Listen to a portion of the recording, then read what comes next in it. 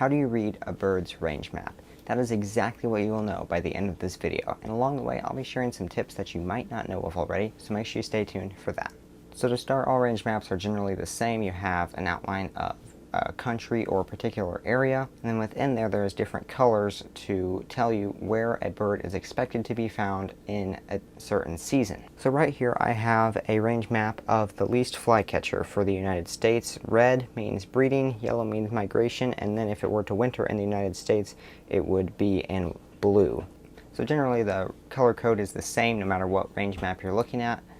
Red means summer, yellow means migration, blue means winter, and purple means that the bird is found there year-round. So generally, after you understand the color code, range maps are pretty self-explanatory. However, birds do occur outside of their range, so you could have least flycatchers breeding slightly south of this line here, so you do want to pay attention to that. So if you're pretty close to the line, you could expect a couple to be breeding, and it would just be considered rare.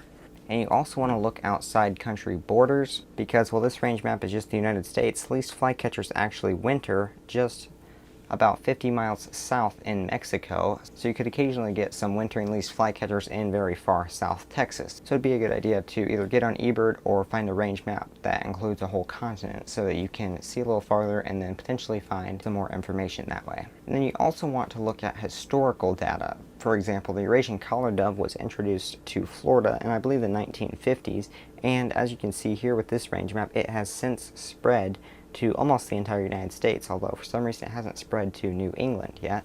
So it's a pretty rapid spread across the country. So if you were to look at a range map from the 60s or 50s, then it would show the Eurasian collared dove in just part of southern Florida.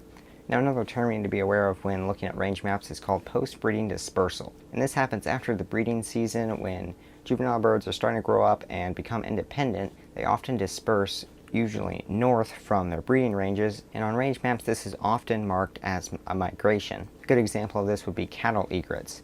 After the breeding season is done in the south, they often head north for the fall and sometimes the winter, when normally they are usually only found in the far southern United States. They can go as far north as Indiana and Illinois and Ohio during the post-breeding dispersal. So now that you know how to read a range map, go ahead and check out my full Merlin tutorial over here. Merlin is an awesome tool that will help you identify birds, whether it's by sight or sound, and it can also serve as a digital field guide, which I have found to be helpful many times.